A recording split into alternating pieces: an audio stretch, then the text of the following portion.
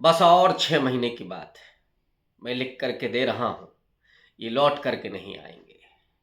ये अल्फाज या यूं कहें कि ये भविष्यवाणी है सतपाल मलिक की।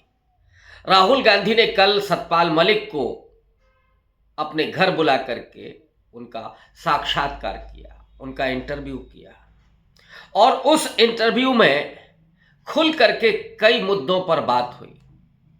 कश्मीर पर बात हुई, पुलवामा पर बात हुई, अडानी पर बात हुई और किसानों के आंदोलन पर, एमएसपी पर। वहां से होते हुए वो बातचीत आरएसएस के हिंदुत्व और गांधी के हिंदुत्व पर भी पहुंची और अंततः जो नया पार्लियामेंट बना है उस पार्लियामेंट पर भी चर्चा हुई। इस पूरे बातचीत में सतपाल मलिक ने राहुल गांधी की भारत जोड़ो यात्रा, उनके संघर्ष और उनकी प्रतिबद्धता की खुल करके तारीफ की। उन्होंने ये भी कहा कि आप जो सवाल उठा रहे हैं उससे नरेंद्र मोदी पूरे तरीके से विचलित हैं, प्रश्नांकित हैं और अब गोदी मीडिया का भोंपू भी कोई काम नहीं कर पा रहा है, क्योंकि टेलीविजन को देखना लोगों ने बंद कर दिया है। वो अविश्वसनीय हो गया है। सोशल मीडिया ही हमारी ताकत है और उस सोशल मीडिया के जरिए सच जमीन तक जा रहा है, लोगों तक जा रहा है। सबसे पहले चर्चा का केंद्र बना कश्मीर, धारा 370, जो सतपाल मलिक के समय पर ही, जब वो कश्मीर में राज्यपाल है, उसी समय उसको खत्म किया गया। सतपाल मलिक ने बताया कि कश्मीर के लोग जितना दुखी 370 के एबोलिश होने से नहीं है, जितना कि वो वहां के स्टेटहुड के खत्म होने से है। यानी जो राज्य का दर्जा था कश्मीर का, उसके खत्म करने से वहां लोग ज्यादा चिंतित हैं, ज्यादा दुखी हैं। नरेंद्र मोदी ने यह वादा किया था, अमित शाह ने यह वादा किया था कि जम्मू कश्मीर का स्टेटहुड वापस कर दिया जाएगा, लेकिन अभी तक ऐसा कुछ नहीं हुआ। पुलवामा के अटैक की बात हुई और वो गोदी मीडिया के षड्यंत्र की भी बात हुई कि जब पिछले दिनों सतपाल मलिक ने पुलवामा के सवाल को उठाया था तो अचानक अतीक अहमद की हत्या कर दी गई थी। अतीक अहमद का ट्रांसफर दिखाया जा रहा था कि फला जेल से वो फला जेल जा रहा है।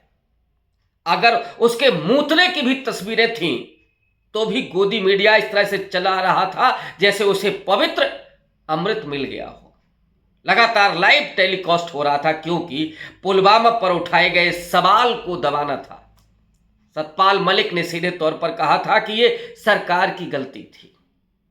अगर वो चाहती तो 5 एयरक्राफ्ट के जरिए सीआरपीएफ के उन जवानों को लैंड किया जा सकता था, लेकिन 4 महीने तक वो फाइल गृह मंत्रालय में अटकी रही और उन सैनिकों को मरने के लिए, शहीद होने के लिए छोड़ दिया गया। राहुल गांधी वहीं अपनी बात करते हैं और वो कहते हैं कि जब ये शहीद दिल्ली पर पहुंचे तो उस समय वो भी शामिल होना चाहते थे, लेकिन राहुल गांधी को लिटरली ताले में बंद कर दिया गया, क्योंकि एक जश्न, एक इवेंट किया जा रहा था। नरेंद्र मोदी कैमरे पर थे और पूरे इवेंट के जरिए एक भावनात्मक राष्ट्रवाद को पैदा करके उसे चुनाव में भुनाने की पूरी तैयारी चल रही थी। ये इशारा सतपाल मलिक ने भी किया कि जैसे ही हमने शाम को नरेंद्र मोदी से बात की, अव्वल तो 3-4 बार फोन लगाने के बावजूद वो उपलब्ध नहीं थे, क्योंकि जिम कॉर्बेट में उस समय शूटिंग चल रही थी और मोदी जी का फोन नहीं लग रहा था। शाम को जब मोदी ने फोन किया, वो कहा क्या बात है सतपाल भाई, तो उन्होंने कहा कि अरे ये हमारी गलती से इतने लोगों की जान गई, इतने सैनिकों की जान गई है। मोदी ने खामोश रहने के लिए कहा। अजीत डोभाल ने भी खामोश रहने के लिए कहा। सतपाल मलिक को लगा कि शायद इस पर जांच होगी और इसलिए मुझे चुप रहना है, लेकिन चुनाव में जिस तरह से उसका इस्तेमाल किया गया, यह कहा गया कि जब वोट डालने जाइए तो पुलवामा के शहीदों को याद कीजिए। और उस चुनाव में बीजेपी ने 303 सीटें जीत करके पहले से ज्यादा बहुमत हासिल किया था। उस पुलवामा की असलियत ये है कि अभी तक उसमें से किसी भी जिम्मेदार व्यक्ति को कोई सजा नहीं हुई है। तो ये कहीं साजिश थी या बहुत बड़ा ब्लेंडर था। अगर ब्लेंडर भी था तो उसके जिम्मेदार लोगों को कम से कम सजा तो होनी चाहिए। अडानी का सवाल आया और वो कोयले की भी बात की राहुल गांधी ने कि इंडोनेशिया के जरिए जो कोयला भारत आता है उसकी इतनी कीमत बढ़ जाती है कि बिजली के दामों में बेतहाशा वृद्धि हुई और इसकी मार आम उपभोक्ता पर पड़ रही है। गरीब व्यक्ति पर, लोअर मिडिल क्लास पर इतना महंगा बिजली का बिल उसके हाथों में थमा दिया जा रहा है कि वो पस्त है। लेकिन ये पूरे साजिश के तहत हो रहा है। ये अडानी के जेब को भरने के लिए किया जा रहा है। इस सवाल को फिर से राहुल गांधी ने दोहराया। सतपाल मलिक ने यहीं पर प्रशंसा करते हुए कहा कि आपने जो अडानी पर बार बार सवाल उठाए हैं, जो 20,000 करोड़ की बात की है, उससे अब जनता समझ गई है कि असल में ये पैसा किसका है। ये तो आपने चस्पा कर दिया है अडानी के साथ मोदी को, और ये खेल जनता अब समझ रही है। ये सतपाल मलिक कहते हैं। दूसरा बात की उन्होंने कास्ट सेंसस की भी। राहुल गांधी ने सामाजिक न्याय के मुद्दे को भी उठाया। उन्होंने कहा कि मैंने रिसर्च किया और ये जाना कि ओबीसी, दलित और आदिवासी, इनकी तो सहभागिता ही नहीं है। इनको इनकी आबादी के अनुसार वो प्रतिभाग ही नहीं मिला हुआ है। तो ऐसे में जो इन्फॉर्मेशन है, जो पूरा सिस्टम है, प्रशासनिक मशीनरी का जो इकोसिस्टम है, उससे सच्चाई बाहर निकलती ही नहीं है। इसलिए दलितों, पिछड़ों और आदिवासियों के एजेंडे ही सामने नहीं आते, वो बनते ही नहीं है, क्योंकि हमें सच्चाई ही नहीं पता चलती। सतपाल मलिक और राहुल गांधी दोनों लोग इस बात पर सहमत थे कि आरएसएस के तमाम लोगों को संवैधानिक संस्थाओं पर बिठाया गया है।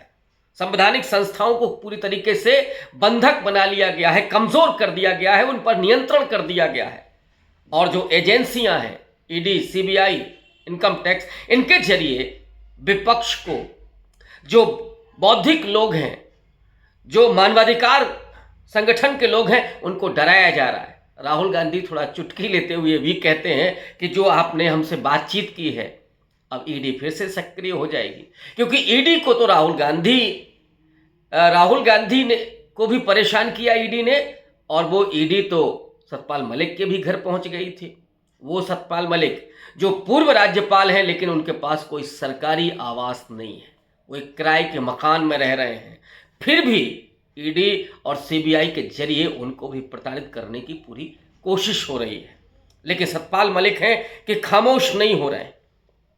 और वही सतपाल मलिक और राहुल गांधी की बातचीत आरएसएस पर केंद्रित होती है कि ये जो आरएसएस है, सतपाल मलिक एक और बड़ी मजेदार बात कहते हैं कि पिछले 1 साल में जो सेंट्रल यूनिवर्सिटीज के कुलपतियों की नियुक्ति हुई है, अगर इसको निकाल करके आप देखें तो उसमें सारे के सारे आरएसएस के लोग हैं। और इनकी काबिलियत यह है कि ये इंटर कॉलेज का प्रिंसिपल बनने की हैसियत नहीं रखते, लेकिन वो सेंट्रल यूनिवर्सिटी के कुलपति बने हुए हैं।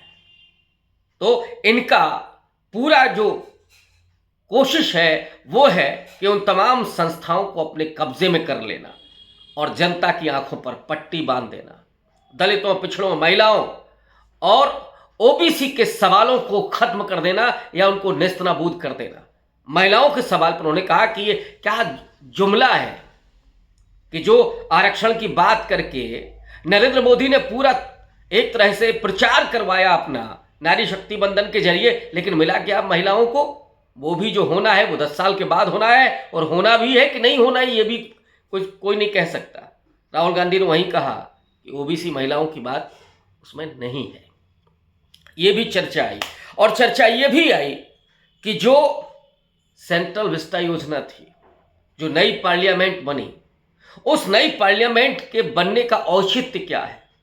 राहुल गांधी ने बड़ी बारीकी से जो पुरानी पार्लियामेंट है उसके बारे में कहा कि अगर आपको वृद्धि करनी थी या जगह कम पड़ रही थी तो लोकसभा को सेंट्रल हॉल में ले जाया जा सकता था, और जो राज्यसभा है उसे लोकसभा में ले जाया जा सकता था, तो वहां पर जगह की कोई कमी नहीं थी। ये जो पैसा है वो वेस्ट किया गया है।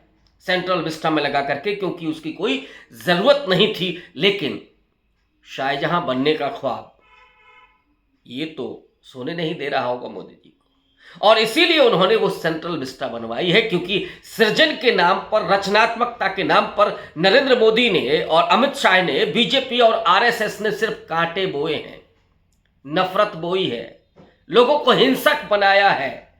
तो ऐसे में एक आध योजना या एक आध ऐसी बिल्डिंग बना करके कम से कम शाहजहां के ख्वाब को तो पूरा किया जा सकता है।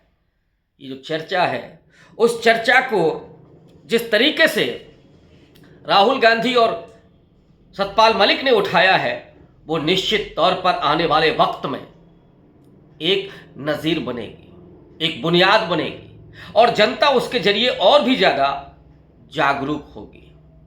और जनता जागरूक हो रही है सोशल मीडिया के जरिए। सतपाल मलिक यही बात कहते हैं कि पूरे इलेक्ट्रॉनिक मीडिया को उन्होंने बंधक बना लिया, नियंत्रण में कर लिया, लेकिन जो सोशल मीडिया है वो कम से कम हमारी ताकत है, लोगों की ताकत है। राहुल गांधी ने उस सच को भी रेखांकित किया कि उनके यूट्यूब चैनल को तो उसकी रीच ही घटा दी गई है, लेकिन जो राहुल गांधी के बात को आगे बढ़ा रहे हैं, जो उनके सपोर्टर हैं, वो उन सपोर्टर के जरिए जनता तक ये बात पहुंच रही है, सच पहुंच रहा है। और यही वो जो ताकत है, वो ताकत इस सरकार को उखाड़ फेंकेगी। और इसीलिए वो भविष्यवाणी करते हैं उस पूरी उम्मीद के साथ, उन सच्चाइयों के साथ, कि बस 6 महीने के बाद है, ये दोबारा नहीं आएंगे। ये मैं लिख करके देता हूं। शुक्रिया।